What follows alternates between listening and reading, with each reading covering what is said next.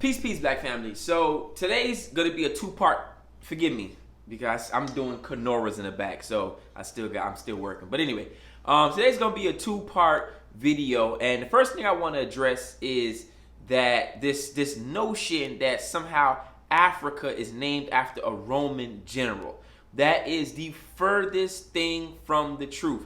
I actually heard a brother talking to P. Diddy the other day, and he said that exact same thing on a live chat with P. Diddy. Shit is so fucking twisted that, like, even we as Africans who say we know where our roots and all that, we don't, because guess what? Africa is named by someone else that is not Africa. Do you understand? The name Africa is not, we didn't give ourselves that name. Do you understand? So it's like, it's so deep rooted. No. I'll tell you what it is. Now, millions of young African minds are going to be worked with this idea that I'm not an African because Africa was named after a Roman, and that is not true, okay? This so-called Roman who adopted the name Afrika, which means mind, body, and soul, which is an ancient African name, he actually adopted that name after his battle with Hannibal. Publius Cornelius Scipio Africanus, also known as Scipio the African, Scipio Africanus Major, Scipio Africanus the Elder, and Scipio the Great, was a Roman general and later consul who was often regarded as one of the greatest generals and military strategists of all time. His main achievements were during the Second Punic War, where he is best known for defeating Hannibal at the final battle at Zama. One of the feats that earned him the agnomen Africanus.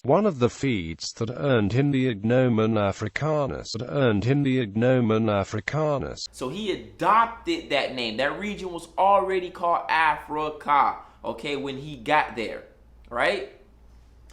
And this is why it's important for us to study our history. We just can't be, as my sister Melody Glow says, we just can't be Gertz. We can't be regurgitators. We can't just hear things and just run with it. It's important that we read our history, right? Dig deep into our history and come to a conclusion on our own. Just don't, go on YouTube, go on social media, read something, and then say, well, this must be the truth. And I'm saying, even for me, I like when people, because iron sharpens iron.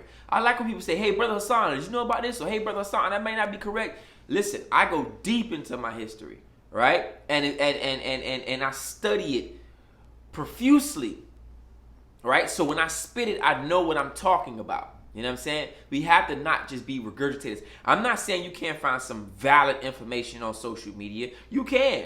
You know what I'm saying? Because I think I dropped some valid information. You can find some very, very solid information on YouTube and things like that. Yes, you can. But it is also for you to stand on your understanding. So when you spit it, when you say it, you're saying it with confidence. Just don't regurgitate a meme or a YouTube video. You need to read it. You need to research it. You need to internalize it so it can get deep down inside your soul, inside your understanding, so you can navigate throughout this African world, right? So Africa is not named after a Roman. Let's kill that right here and right now. It is not. And I know a lot of Hebrew Israelites try to use that talking point, which I got a video coming out about the Hebrew Israelites real soon, but that's another video for another time. Also, the second thing about this video I want to say is that we here in the West have this notion that because someone was born on the continent, meaning our brothers and sisters, our African brothers and sisters that were born on the continent, we believe that they have more knowledge of ancient African history than we do. And no disrespect, none at all. A lot of times that's not the case.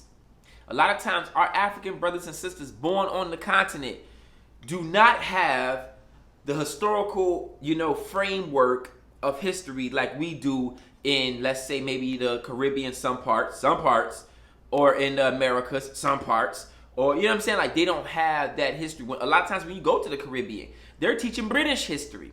You know what I'm saying? They're teaching French history. When you go to Guadeloupe and places, they're not teaching nothing about Africa. They teach straight European history. Even when you go to Africa, some parts are teaching European history. Some parts are teaching, European languages as the predominant language of the country. That's why most Africans are very comfortable speaking French to you. And you be like, hey, I don't speak that French crap. You know what I'm saying? Like, give me a native tongue.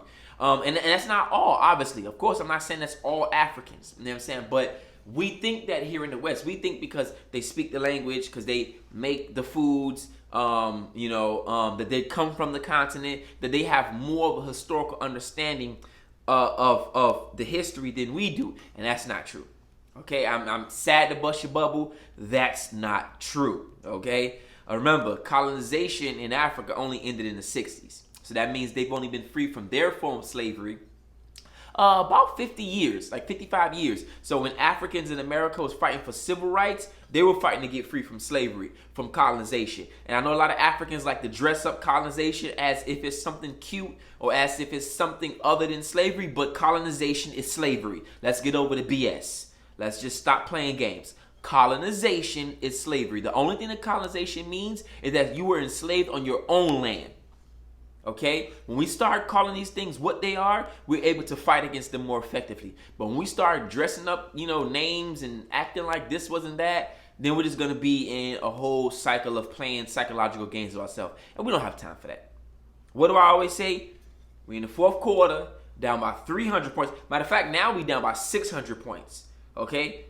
We don't have time for that. We don't have time to play psychological games. Who was more oppressed? Who wasn't oppressed? Who's connected? We don't have time for that. Okay? So anyway, going on, my point is, Africa is not named after a European, after no Roman man, okay? It was named Afrika before this man even got there. He just adopted the name. Matter of fact, his brother is named something Asiatic. Look that up. Look that up. So his brother conquered parts of Asia, right? This Afro-Sipicanus. His brother conquered certain parts of Asia. His brother name is like Asia something. You know what I'm saying? Because that was the Roman tradition at that time. When you would go in, and conquer a land, you would take that land's name as I forgot the word, agnanimous or something like that. But anyway, so please stop spreading that lie. I know like a lot of Hebrews like to spread that lie. A lot of Native American Negroes like to spread that lie, because they think that, somehow if I can get you to not identify with the name Africa, then you don't want to be African, or whatever the case may be. Afrika means mind, body, and soul. Afrika. This is an ancient name. It's not Apikulande, whatever y'all want to call. That is a Arabic word, okay? That is an Arabic word. I've seen people pop up all day. Apikulande, Alkipulan, or whatever. Apikulan. Y'all wanted to be everything but African. It is Afrika. You are African. Stop it with the Arabic and all the other bull crap, okay? Apipulan, whatever the hell it's called, is an Arabic word. That's an Arabic word, which means that Africa predates even that word, okay? Anyway, research, study, internalize it, take it in. You know what I'm saying? Don't just regurgitate. Don't be a GERT. Right? Look for different information. Seek the information. Internalize the information. Love the information. Be as African as you can be. I got to get back to making these Canaras. Until next time, family, think black, stay black, love black, support black, and that's real African black power.